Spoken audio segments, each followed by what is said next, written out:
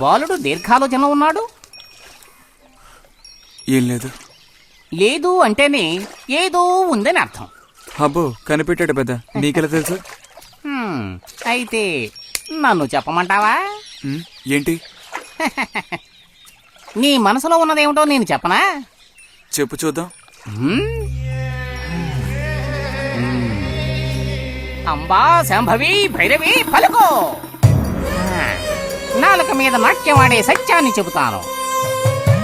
ఒక అమ్మాయి గురించే గాని ఆలోచన చెప్పు. నిజమే కదూ? నిజమైతే నిజమని చెప్పాలి, లేకపోతే దోషం అంటుకుంటుంది. ఎవరా పిల్ల? ఉందిలే.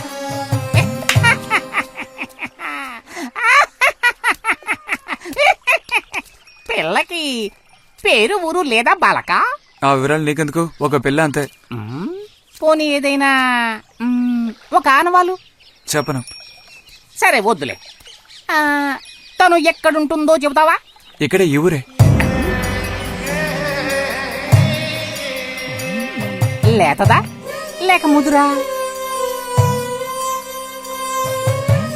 కొంచెం ముదిరే. అప్పుడైతే సమస్య క్లిష్టమైనదే. లొంగట్లేదు కదూ?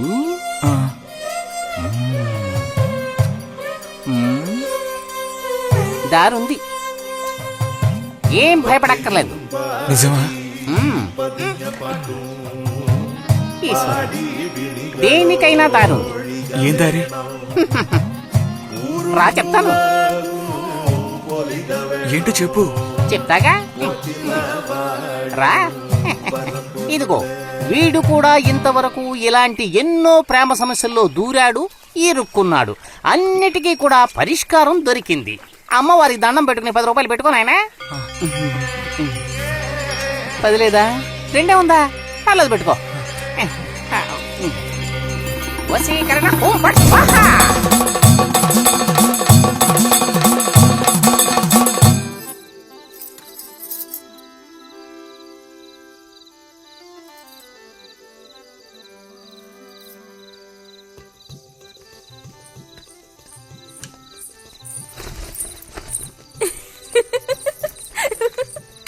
మన గోవిందుని చూసారా అత్తయ్య?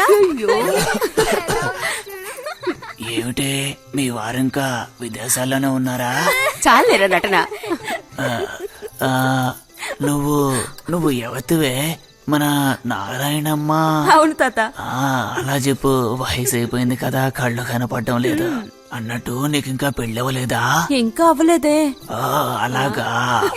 అయితే నువ్వు ఒక పని చేయి. ఖాళీ సమయాల్లో మా ఇంటికి వచ్చావంటే ఓ చక్కటి కుర్రాన్ని నేను వెతికి పెడతాను. ఏమంటావు మరి? ఈ యాక్టింగ్ కాస్త స్టేజ్ మీద చూపించు. అక్కడికి వెళ్ళి అందరిని చూసి కళ్ళు తిరిగి పడిపోకుండా ఉండు. ఎవరు కళ్ళు తిరిగి పడతారో అది చూద్దాంలే. రతి రా, మనం వెళ్ళి అక్కడ కూర్చుందాం. పదమ్మా. బుజ్జి, ఫ్లాస్క్ తేవడం మర్చిపోకు. అలాగే. పద.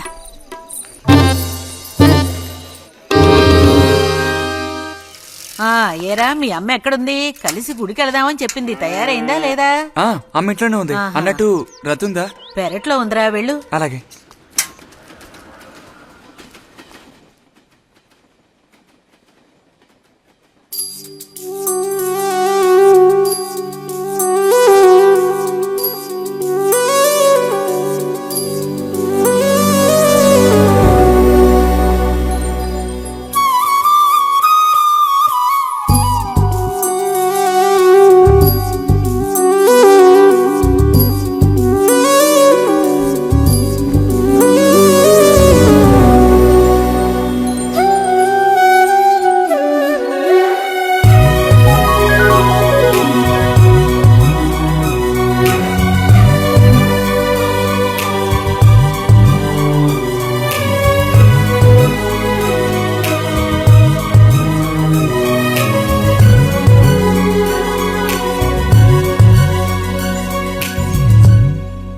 రతి, వీక్లీ పుస్తకాలు తీసుకొచ్చాను. అక్కడ పెట్టేళ్ళు. మరి నేను బయలుదేరినా? సరే.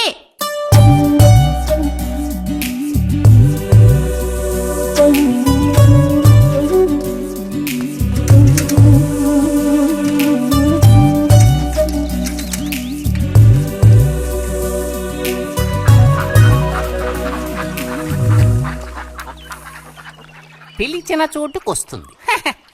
చెప్పినట్టల్లా చేస్తుంది. ఎవరు? ఎవరైనా సరే.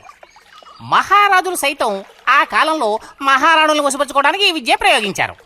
ఏం విద్య? వశీకరణం. వశీకరణమా? భస్మం. ఏ భస్మం?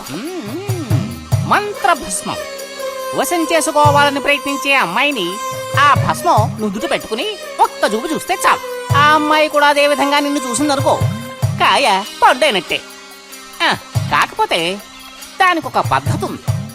శుభ్రంగా స్నానం చేసి ఆ భస్మాన్ని నుదుట పెట్టుకోవాలి. తను నిన్ను చూసేంత వరకు నోరు తెరిచి ఒక్క మాట కూడా మాట్లాడకూడదు.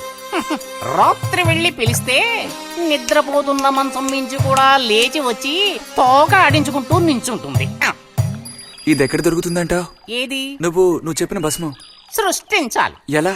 కాస్త ఖర్చు అవుతుంది మరి. ముందు ఏం చేయాలో చెప్పు. జత కలిసిన ఓసరవిల్లు ఉందే, ఓసరవెల్లి, దాని మీద పేడ విసిరి పట్టుకోవాలి. అది కూడా కడుపుతో ఉన్న ఆవు పేడ విసిరి. అప్పుడు అది కాస్త ఊపిరాగి చస్తుంది. ఆ చచ్చిన దాన్ని తీసుకొచ్చి కొబ్బరి చెట్టు చిటారు కొమ్మను ఎండబెట్టి పొడి చేయాలి. తర్వాత దానికో మంత్రం ఉంది, ఆం ఫట్. కొబ్బరి చెట్టు చిటాన్ని కట్టి ఎండబెట్టాలా? గంగరాజు కాసేదైనా జరిగే పని చెప్పు. కొంచెం కష్టమైన పనే. కాకపోతే నువ్వు చేయవలసిందల్లా ఒకటే, 2 ఊసర విల్లుల్ని పట్టివు చాలు. పట్టిచ్చావనుకో మిగతాది నేను చూసుకుంటాను. మనోధైర్యం కోల్పోకు. మా గురువు గారి దగ్గర దీనికేం కొదవలేదు. ఈ భస్మాన్ని మనం అడిగితే ఆయన ఇస్తారు. కొంచెం తీర్థప్రసాదాలు ఖర్చు అవుతుంది. ఎంత ఖర్చు అవుతుంది? ఇప్పటికో 5 రూపాయలు ఇచ్చావంటే పని అవుతుంది. నెత్తిన పూసుకోవచ్చు. ఏంటి 5 రూపాయలు చాలా? అదేం పెద్ద ప్రాబ్లం కాదు.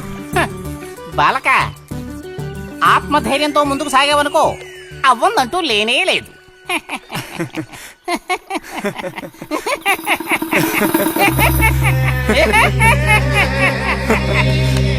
ఓం ఫట్ స్వాహ.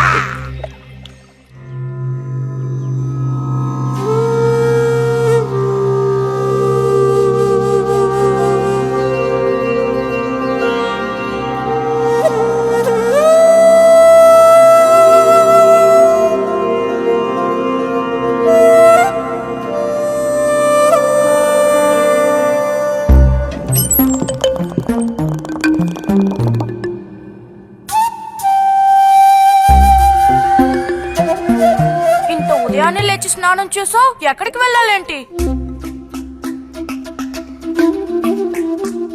ఏంటి స్పెషల్ గా విభూతి పెట్టావు? ఏంటి విశేషం? నువ్వు పోరా.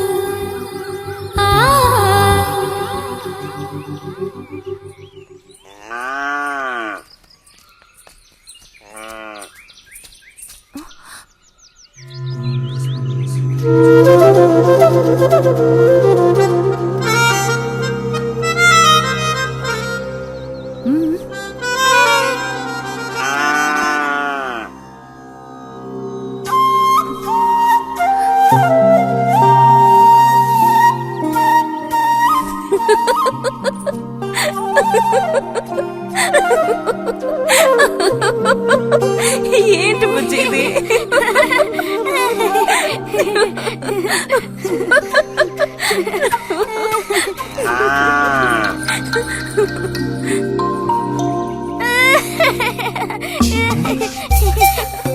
ఆగు, ఆగమంటుంటే, ఆగు.